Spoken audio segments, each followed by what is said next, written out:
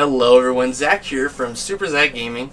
Today I'm going to be talking to you about a new game that's been released on Steam called GunZ 2, the Second Duel. It's free to play, early access.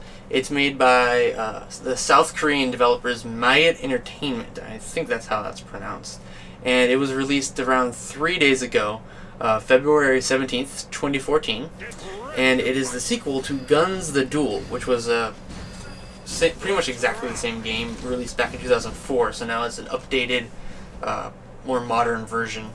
And I never played the original GunZ, I'd never heard of it, but I saw the GunZ 2 on the Steam store, and for some reason it caught my eye, and it just happened to be released the same day that I saw it, and I'm like, new release, new free game, I'll try it. It turns out it's really fun. I usually don't really play this kind of game, you know, with the whole over-the-top anime style fighting. Like, you know, the only real fighting game I play is TF2, and that's over the top, but it's definitely very American. But this is a South Korean game, and it's anime style action movie, running along walls, slicing people with your sword, and then shooting them to death as they cower on the ground because you kick them in the face. It's pretty awesome, and I've been enjoying it a lot. I've been playing it non-stop when I can.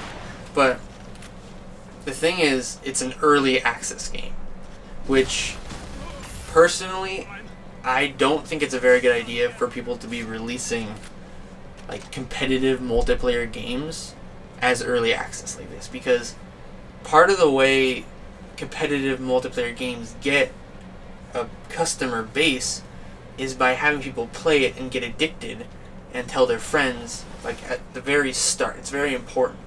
And the fact that they're doing early access, they have a lot of problems right now, obviously, because it's not a completely finished game, and it's making a lot of people who otherwise, if it was a finished game, would probably keep playing, just say, forget it, it's too much of a hassle, I'm not going to play it. At least that's how I'm seeing it, by analyzing the forum for the game on Steam and just people's general reactions. But I guess the developers thought it would be a good idea, and I guess we'll see whether it works out or not. It's definitely a very fun game. The main issue that they're having right now is with the servers. In fact, for the past 3 days, I haven't actually been able to play as much as I would have liked to, because the servers they're completely overloaded. Every time you launch a game, it will always say servers are full, and when you press the button, you know, to start, it says temporary maintenance. That's the current bug. It's not actually maintenance, that's just what it says. And people are getting that regularly. You just have to keep relaunching the game, and you'll eventually get in. It's basically when one person leaves, the next person takes their spot at this point. But the developer has posted on the Steam forums that they are currently adding on a lot more servers as the days go by. It's just this is their first time on such a wide global market with all the different Asian countries too. So they kind of underestimated how much server space they would need. So to go over the gameplay aspects, there is kind of a strange class system. So I'm going to inevitably compare lots of this to TF2 because that's my main experience with competitive multiplayer games like this. So in TF2, you have your 9 classes, and you can switch between them whenever you want. But this game is completely different, and it's really weird if you come to the perspective of TF2 like I do. You choose your class when you make your character at the beginning of the game. There's 4 classes, and I don't know the actual names of the classes, so don't get mad at me. But I'm gonna sum them up using the TF2 class names. There's the Heavy, the Sniper, the Demo Man, and the Scout. And I've only got the chance to play one because of the aforementioned you can only you choose your class when you make your character. So if any of those descriptions are inaccurate, it's just because I haven't really been able to play them. I'm making the judgment based on watching other people play. So I chose the Sniper character, and then it turned out that you can't play any of the other characters unless you pay with the in-game money. So that's a bit odd, and I haven't actually been able to play as like the Heavy character or the bomb throwing character or the fast shooty character. So I've just been sniping non-stop, but it's actually surprisingly versatile as a sniper because you get an SMG type gun, and a sword.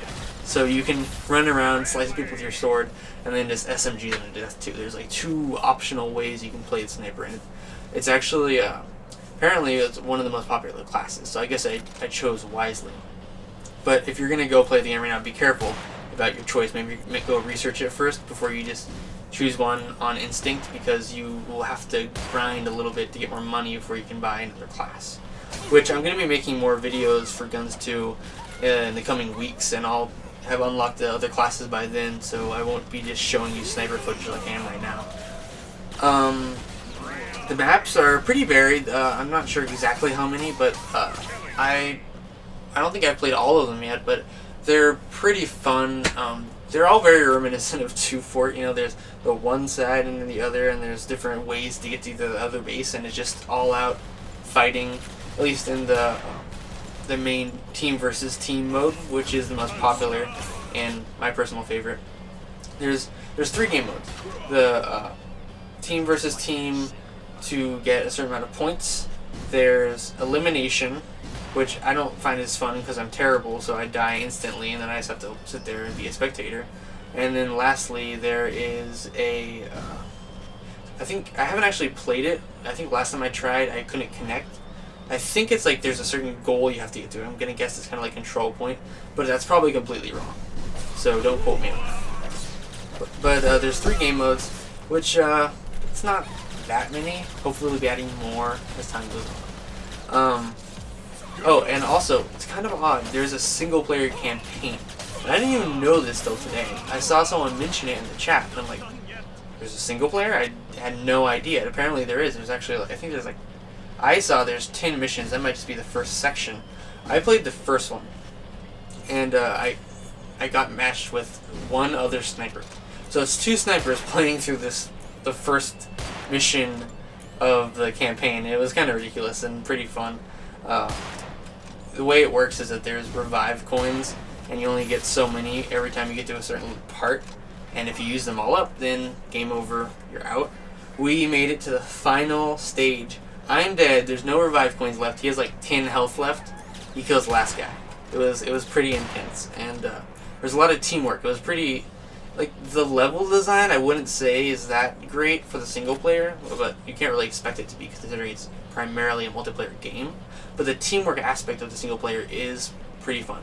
And I'm calling it single player. What am I doing? It's not single player, it's a campaign. I don't know why I'm calling it single player. Oh yeah, so the last thing I wanted to talk about was the annoying way the servers are matched up right now. So basically there's no lobby system.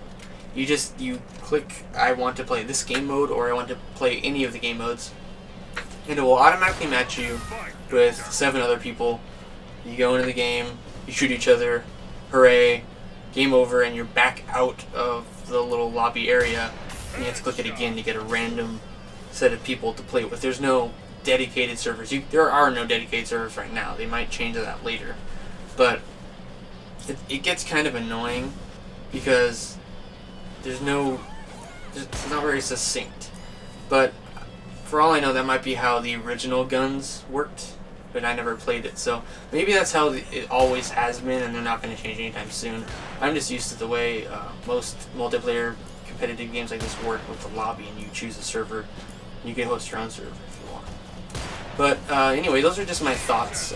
It's only been out 3 days, and it's already going pretty strong. There's a lot of people online. I've only met 1 hacker so far, so that's not too bad. And they do have a report system, so that's pretty good.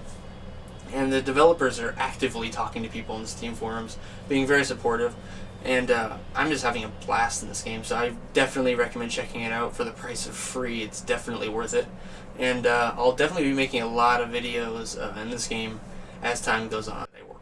So anyway, thanks, and I'll catch you guys later.